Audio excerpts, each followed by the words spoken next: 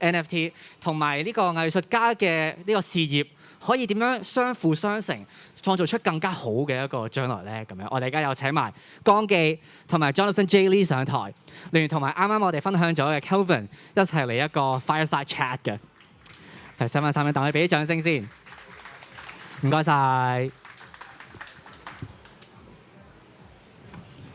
好啦，大家好。咁我諗大家都可能講廣東話，咁但係即係我哋呢個 talk 會 kind of 用下廣東話同埋英文去講嘅。咁我首先去介紹下呢一個fireside chat 係講咩嘅啦。咁呢個 fireside chat 係講 how to make it as a digital artist。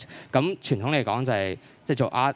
啲人都即係覺得非常之難啦。咁但係依家譬如話香港，我哋又好想推動 art tech 或者中西文化交流呢一樣嘢，究竟係有幾容易做咧？咁依家好榮幸就好邀請到 Jonathan J. Lee 同埋江記，真係喺香港 base 嘅 like legendary artists，right？And 即係我哋想知道點樣係即係佢哋嗰個生涯係有冇啲高低起伏咧？即係佢哋係難唔難做嘅咧？即係呢個 digital artist 同埋有 NFT 點樣去 empower 佢哋咧？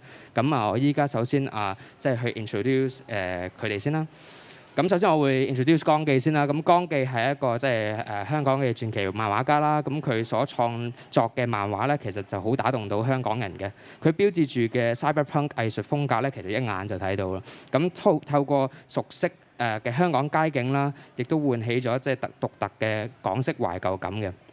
咁我或者用英文解釋，即係再講詳盡少少啦。M+ commissioned and legendary Hong Kong comic artist Kong Kee has been advocating a Hong Kong punk sci-fi art style which has received wide acclaim. His original comic and animation short Dragon's Delusion Preface 離騷幻覺罪 received the Japanese TBS channel 22nd Digicon 6 Asia Grand Prize in 2020.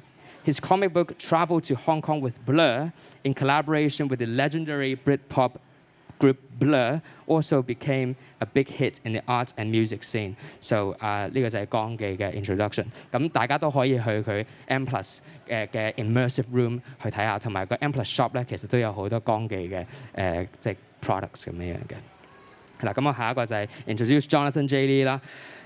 Jonathan J. Lee, based in Hong Kong, Taiwanese American, born, graduated with departmental honors in illustration from Parsons School of Music. He is an award-winning illustrator whose clients have included Marvel Comics, Mercedes, San Miguel, Lamborghini, Lee Kum Kee, Mini, HSBC, A6 Tiger, Japan Tourism Board, and Disney+. He has been a speaker at Apple, TEDx, and is named World's Best 200 Illustrators in Luceur's archive. A former professor, Jonathan has also designed and taught more than 20 courses in illustration and sequential art. 咁好榮幸得到 Jonathan J. Lee 喺呢個場即係分享啦。咁其實佢哋兩個都係選擇咗喺我嘅平台 PONS.ai 去即係展示佢哋作品同埋去售賣作品。咁所以大家一陣間都可以睇下佢哋嘅 NFT。好啦，咁我哋依家就開始咯喎。咁首先不如講下你哋點樣開始你哋嘅藝術 career 啦。Like how did you start your artistic career? Maybe 我哋可以 start with 江記先。我成長於呢個80年代啦，咁睇好多日本嘅動漫啊，所以由細到大都想做一個 animator 或者做一啲動畫嘅創作嘅，漫畫嘅創作啊咁樣啦。咁畢業嘅時間大概係2000年咁樣啦。咁嗰陣時開始都有好多嗰陣時就興 blog 嘅，咁就上世紀嘅事咁樣嘅感覺啦。咁會做一啲自己嘅網站啊，就係開始做一啲animation 嘅 work 啊。咁我個 practice 喺嗰度嚟嘅，咁所以就同有少少傳統嘅想法啦，但係又有少少新世嗰陣時嘅新世代嘅一啲想法啦。咁所以喺啲 distribution 嘅 artwork 上面咧，都會用一啲唔傳統嘅方法去到接觸自己嘅讀者啊咁樣。咁我估呢一個係我同以前嘅創作嘅人比較唔同嘅地方咯。但係喺個 content 上面其實我估創作呢回事係佢個核心未必個變化會咁大嘅，即係你始終都係要有你想講嘅話題嘅一個 passion 啦。咁呢一個係我覺得，就算而家我哋講 NFT 嘅時候，其實你見到點解會有一班人做啲咁 crazy 嘅嘢咧？就係因為佢哋對嗰個世界嘅想像有一個好大嘅 passion 而變出嚟嘅。呢個係我嘅睇法啦。咁點解你會選擇即係真係行呢條路，即係唔可能做其他嘢咁樣樣？如果係講創作呢條路嘅話，就當你好沉醉一樣嘢嘅時候咧，你好自然就其實你做唔到其他嘢㗎啦。咁你就只係會諗你個腦就係喺度，你關心嘅題材可能有啲都係一啲你只能夠用創作去 express 自己啊。即係變咗你同人嘅交流，其實都係建基於喺創作嘅世界入邊咯。你嘅情感啊，你對啲嘢有想法嘅時候，你可能有啲人嘅選擇係同班 friend 落 pub 咁樣啦。咁我嘅選擇可能就係畫成一個畫面一個古仔啊咁樣樣。咁所以其實又未必係一個好明確嘅選擇嚟嘅，佢好自然。你關心嘅嘢係咁樣樣，你個人嘅生活嘅 pattern 就會變成而家咁樣樣。即係都係 follow 你嘅 passion。好，唔該晒江記。OK Jonathan。Yeah, so 都係好 similar 嘅。Like it starts with that passion, but the truth, how to get started is, in short, I just worked my ass off. Like work as hard as possible. Went to art school. 都會打電話俾啲 company, right? Give me work, give me work. I would send my portfolio to everywhere I could. I go to conventions. I said yes to everything. Yeah. So at the beginning, of course, really it's like that you pay your dues, you know, by putting it all in the work, then hopefully you can get some attention. And from there, just leverage. Yeah. 即係我覺得好有趣嘅就係好多人覺得做藝術嘅一定係神來之筆係天才嚟嘅，但係Jonathan 呢個 example 就係it's pure freaking work ethic, right? Isn't it? It's just practicing. At the beginning, anyways. Okay. So 咁譬如話點解你會選擇行呢條路咧？即係譬如話你點解真係行呢條藝術嘅路咧？No, Jonathan. 問你。Sorry, repeat the question. Sorry, yeah, like why did you actually pick this career as an artist? So,其實no choice. Like I have to. I think most people understand this. If you're an artist, musician, chef, dancer, it's like I could do other jobs, right? And I might be good at them, but deep down, like kind of what Gongge said, right? Like 你一定要做呢行嘢. Like there's no other way. No matter what you do in life, I would eventually end up doing this, right? I would rather be poor and suffer and have nothing in the world, but it's who you are at heart. Yeah. Yeah, that's super respectable. So 咁當然你哋係有一個好成功嘅 career 啦。咁即係有冇啲 highs and lows 咧？即係好嘅 moment， 唔好嘅 moment。不如江記分享下先。我估有兩種啦，即係有一種係真係你經營個 business 上面嘅 low 啦，即係好似頭先 Jonathan 咁講啦，你都係要你要 put yourself 喺人哋嘅面前啊，即係俾人哋知道你係 willing to cooperate 啊 collaborate 啊咁樣樣。咁呢個係咩階段都會有嘅，即係你唔同階段你可能你做嘅方向唔同咗，你又要揾一啲新嘅合作嘅 partners。咁呢個係個 business 上面嘅 high and low 啦。咁而另外就係創作上面嘅 high and low 啦。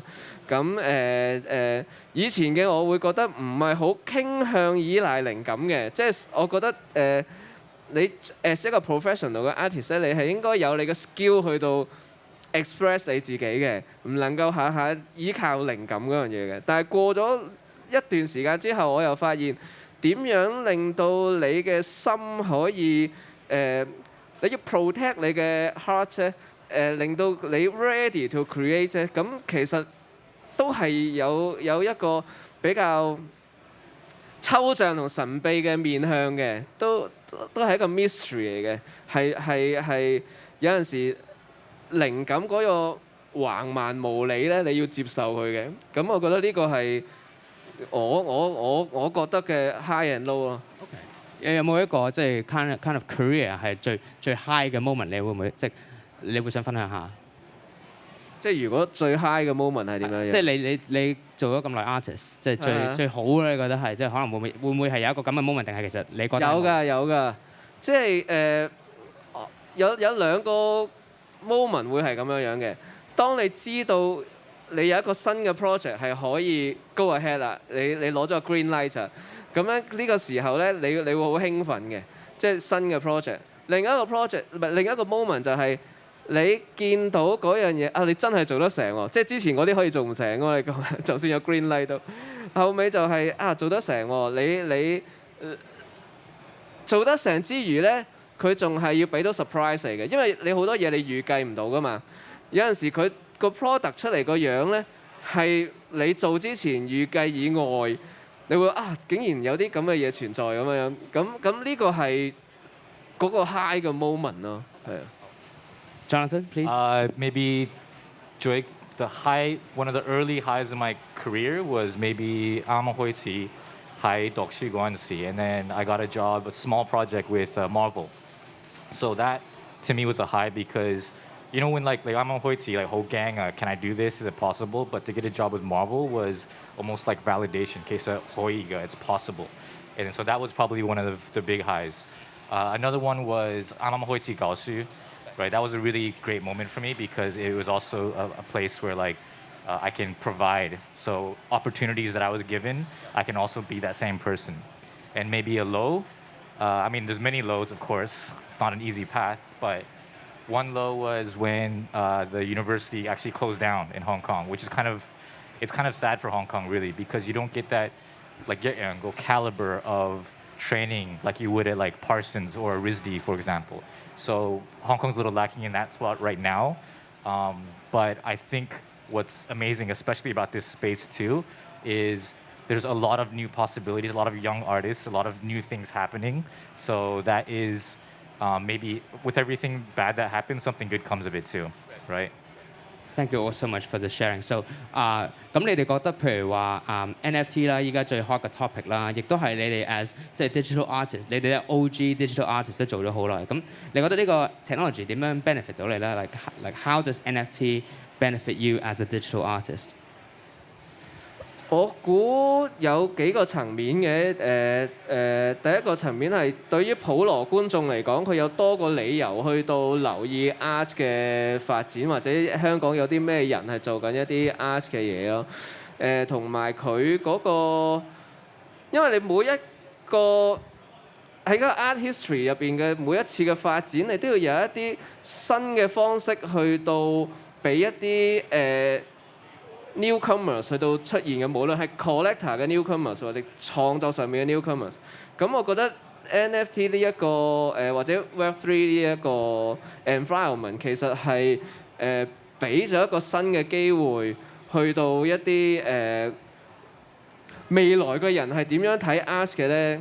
咁呢一個想像或者對呢一樣嘢有興趣嘅人去到接觸我哋嘅作品啦。咁我覺得呢一方面係好重要嘅。咁係啊。What about Jonathan? So Ogoda, like at least, NFTs are a little controversial between some artists, right? Because just like art in general, like hodo, hota, like really bad art out there. But once in a while, you'll see that kind of hidden gem. So more so, I think how NFTs will benefit people in the community is, again, you'll see more possibilities of work, right? If it's another way to create, like gongge doijo, like mawashu, animation, you'll do interior, M+, like it's just another kind of platform where opportunities and collaborations can kind of happen. So as a creator, Joy Zhongyu, the most important thing is your craft. It's the art first, right? Like technology, yes, I love it, but actually it's the art that you create, whether it's like singing or anything like that, right? So in that sense, I think that's where it's going to be most interesting, that we're going to see more possibilities. Thank you so much. 其實即係 kind of follow on with NFT 嘅 topic 啦。咁其實出面都好多即係 kind of NFT 嘅 scam projects 或者係人都覺得呢個就係 NFT art。咁對於你哋真係做開 art 嘅人，你哋點睇呢啲咁嘅嘢咧 ？kind of 係咪 give it a bad name 定係其實佢哋都係 bring 緊 attention to 呢一個 new technology， 但係有好多 hype behind it 咧 ，right？ So maybe 即係講嘅理解分享下。我覺得 NFT 佢佢都係，我覺得佢重要嘅地方同 blockchain 一樣咯，改變咗度大台嘅想像咯。即係其實你唔係靠一啲譬如傳統嘅 auction house 度主持晒所有嘢啊，咁係由 user 去決定啊。咁呢啲 spirit 我覺得好重要嘅。咁當然然後就係你用乜嘢 artwork 去到配合呢啲 spirit 又係好重要啦。即係點解會俾人覺得你好容易就係一個 NFT work 咧？咁其實因為個 technology 佢好佢好容易用啊嘛，咁咪會有咁嘅情況咯。所以其實 end up 都係睇翻創作嗰個唔一定係 artist 啊，或者係 create 嗰個 show 或者嗰個 campaign 嘅人，佢背後嘅想像係啲乜嘢嘢咯。咁畫都有好多好同唔好啊，歌都有好同唔好嘅。個問題唔係歌本身呢一個 concept 係咪有問題咯？咁所以我覺得去到實際，譬如 for 一個 collector 或者 for 一個創作人，其實就係你究竟你做嗰樣嘢背後嘅 meaning 係咪？我會咁樣嚟定啦。你有冇個 honesty 喺度啦？你有冇你嘅value 喺度咯，嗰啲係我覺得最重要嘅嘢啦。Oh, what about Jonathan? Oh yeah, sure. Okay. Yeah, so there are lots of like scammy NFT projects and everyone kind of call their profile pictures NFT art and stuff like that. Some are good, right? Some are not so good. So what do you think about this trend? Is it giving NFT as a technology a bad name, or is just in general bringing more attention to this new paradigm? Well, for sure, like there's a lot of noise, right? But if you filter through that noise, you'll find like something good out of it. I mean, we've been like all the outside, like we've been working digitally. I've been working digitally for 20 years, and then now everyone's coming to me just because I work digitally, like Ohio artist scene. Okay, so in that sense, sure, but it's the same as going to like Art Basel, and then there's a lot of controversy around a banana taped on a wall, So it's like, well, that conversation is good, but also people are talking, so maybe it's not a bad thing, So for me, as an artist, I think really it's again, despite all the noise, you will see new things, and then that is what's most exciting about the space. 咁或者我再 add on 佢哋講嘅嘢咧，即係其實佢哋都喺一個 auction house 係即係賣咗個佢哋嘅 NFT，亦都係即係 double 或者 triple 佢哋嘅 starting bid 嘅。咁所以其實之後佢哋嘅嘢去 resold 咧，佢哋係可以有個 resale royalty。呢個係傳統模式係做唔到嘅嘢。OK，so OK，so 咁你哋會唔會對即係俾一啲 advice， 即係一啲新嘅想入呢個藝術創作呢一個 area 嘅人一啲 advice，do you have any new advice for new digital artists to come into this space？ 我覺得都係俾自己嘅 advice 嚟嘅，即係你點樣去到 keep 住個初心咯，都係你原先想創作嘅時候，你總係有一個 moment， 你覺得好熱血，你覺得哇 connect to the universe 咁樣嗰種感覺㗎嘛有。但係你做咗一段時間之後，你可能會攰或者各樣，但係就唔好忘記咗，其實你做創作最終唔係因為哇有人好中意你嘅嘢。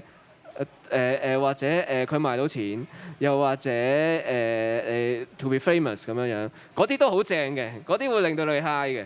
但係其實唔好忘記咗最終嗰樣嘢就係乜嘢都冇，你望住張畫，你畫嘢嘅時候，你好開心嗰個感覺。你如果冇咗嗰個感覺咧，你都可以經營你嘅 business， 但係你會好痛苦嘅。咁另外一個我覺得個 advice 就係其實都係俾自己嘅 advice 嚟嘅，就係你點樣 connect with people 咯？因為其實 art 好多時我哋講都 focus 咗喺個 artist 度，但係其實譬如你會有create 個 show 嘅人啦，你會有media 去講呢啲嘢啦，或者有啲 critics 去寫呢啲嘢啦。其實好多人去到構成咗一個 environment， 令到 art 係變得有價值嘅。咁 artist 好多時咧，其實係享用緊呢啲價值嘅，享用緊好多人努力嘅成果嘅，其實有少少。咁我覺得，所以你點樣去 connect with 其他人，keep 住有個交流，令到人 respect 你，你又 respect 人，嗰樣嘢都好重要嘅，係啊。Okay, 好。Jonathan, as a former professor, any advice for new digital artists? My advice is, I think maybe craft comes first, right? So it's the art you create. But so 之前會同學生咁樣講 it's like anyone can learn to draw, anyone can learn the technology, but no one is unique to you, right? So anything that you create, when it feels like you're slowly revealing parts of yourself and you feel like, oh, 好驚其實 show 啲人呢啲嘢, then that's when you're kind of doing it right. And then usually when you reveal yourself, right, like expose yourself, if you will, people usually respond to that because that's what makes you unique from the next person. So that's my advice. 我諗我哋依家仲有5分鐘嘅時間啦，咁我哋不如講下，譬如話你哋未來嘅一啲即係 project 咧，有冇啲係特別有趣或者即係想分享下咁樣？我依家今年用咗最大時間就係畫翻漫畫啦，即係一頁一頁嘅漫畫啦。咁就希望今年之內可以 publish 到啦。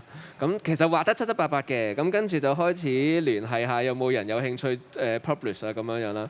另外就都係做一啲 animation 嘅 collaboration 啊，而家有同一啲 artist 合作做一啲 MV 啊咁樣。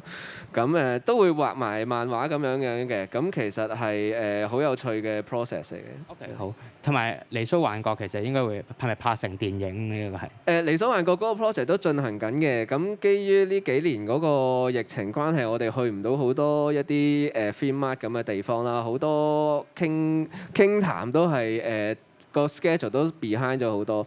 咁我哋啲 producer 都有積極咁樣同好多 platform 喺度傾緊點樣可以令到佢變成一個可行嘅 project 嘅。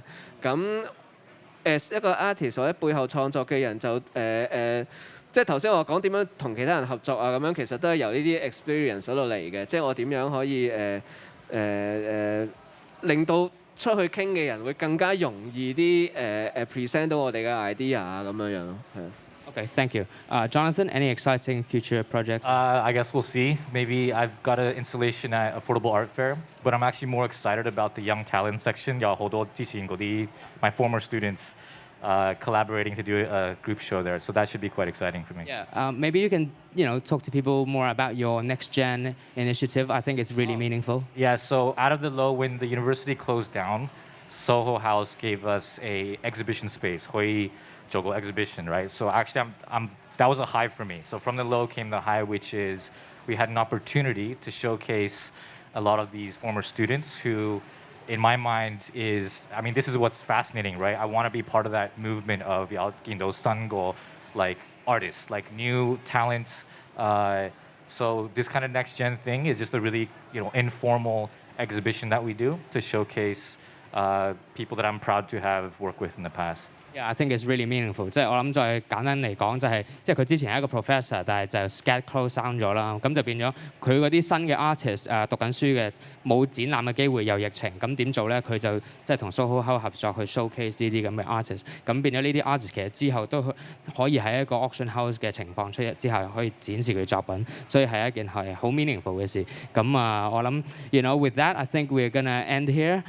Thank you Conky and thank you Jonathan so much. 唔該晒大家。咁大家一定要去支持下，睇下佢哋嘅作品，咁都係好靚，同埋just amazing。So thank you all so much.